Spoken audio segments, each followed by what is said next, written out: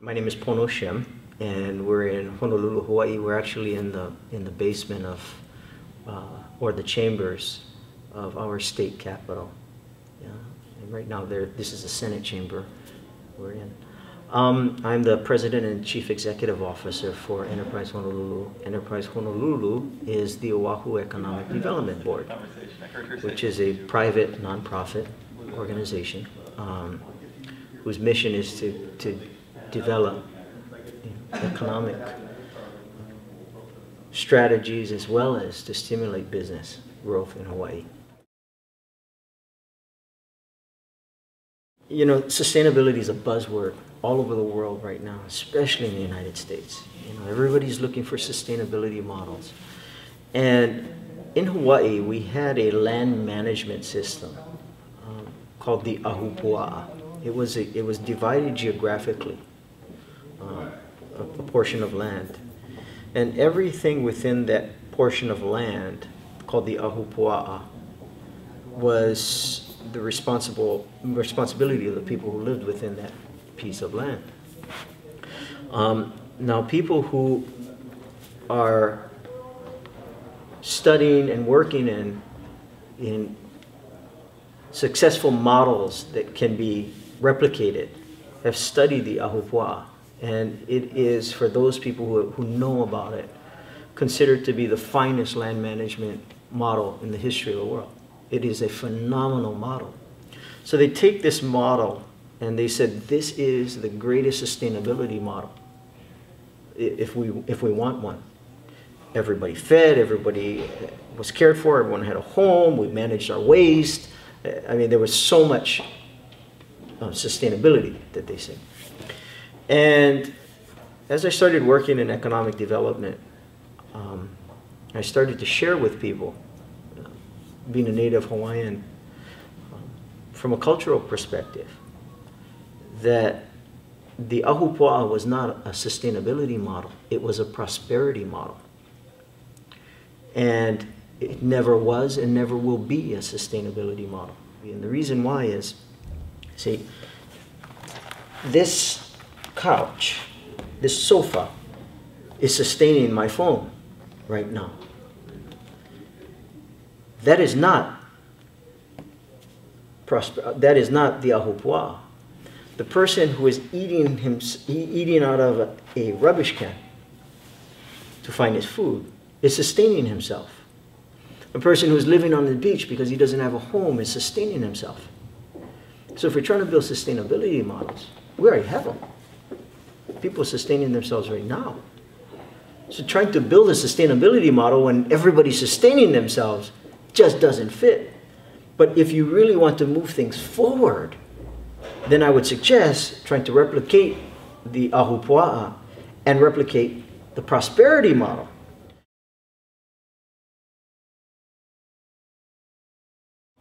The reason why I think people have a struggle with the word prosperity is because the hunger and greed, or the concept of prosperity, a lot of people believe is the reason why economically the United States collapsed. But when I talk about prosperity, I'm not talking about it from a Western context of capitalistic prosperity. I'm talking about prosperity spiritually, physically, emotionally, and intellectually. That's the kind of prosperity that existed within this land management system. So every person, the water, the land, the plants, the rocks prospered. Spiritually, physically, emotionally, and intellectually, there was prosperity. If we want to have the finest education system, I believe that the United States or the world has ever seen, what we need to do is turn it into a prosperity model, where the measurement or the matrix is prosperity spiritually, physically, emotionally, and intellectually by everybody in this system. So the principals, the teachers, the public workers, the secretarial staff, the janitors, the students, the parents, the volunteers, everybody prospering spiritually, physically, emotionally, intellectually. Providing those oases or lands or projects that allows everybody to be growing that way would generate, in my opinion, the greatest education system that the world currently would see. Everybody would be moving. But that's very contrary to sustainability. Today in Hawaii, many businesses talk about low-hanging fruit. They probably do it on the mainland. You know, we need to go after the low-hanging fruit. And I've sat in business meetings within the past 2 weeks and I've told people, I won't hear that ever again. I hate that statement. What's the low-hanging fruit? We have picked all the fruit. Somebody better start planting some trees. That's the first thing. But the second thing is, when we were kids and we were participating in athletic activities, you know, if we would cut corners, we'd have to run more laps. Trying to tell people to go and look for the low-hanging fruit, to me, is changing something in their consciousness that says, go for what's easiest and fastest. Not what's the most successful and what's going to help us to be developed. And so even in the mindset of going after low-hanging fruit, we've lost the awareness and the ability to use our ingenuity to figure out how to get the top fruit. Because we still keep, after all the fruit's picked, we still keep looking for low-hanging fruit. When what we've lost is the creative abilities and intelligence that we used to have to go after the high fruit, which is really the best fruit. I don't think that the big issues today are the injustices of our past, because everybody has that. I think the big issues of today is, who are we as a people? Are we people who care for everybody? Is that who we are? Or are we people who only care for those of us who are in the same political party, or the same race, or who've gone through the same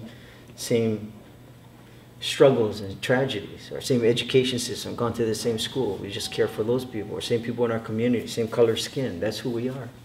Is that who we are? You know, are we people who care for everybody? Because people see tremendous movement occurring around me. I'm asked to speak to a lot of people. There are people who are surrounding me, and they're just doing amazing things. So I'm asked, you know, how do you get people to move? How do you get people to be motivated and take action? How do you do that? And the truth is, I don't know. I have no idea how to do that. I do know that what's important to me is to feed people's spirits. I do know that. To touch them in their hearts in a way that you feel something that maybe wasn't there before. And when you do that in a positive way, they want more. I do know how to do that, I think. But I don't know how to get them to do something. The only thing I know how to do is get me to do something, especially when I don't want to, you know, which is all the time. That's all I know how to do. And you know, what I want people to take away is, you know, maybe we just gotta work on ourselves. People were just doing stuff around me, and they said, "Pono, it's you." I said, "It's not me, it's you. I'm just doing me. I'm just doing me the best I can." But then again, maybe that's the answer.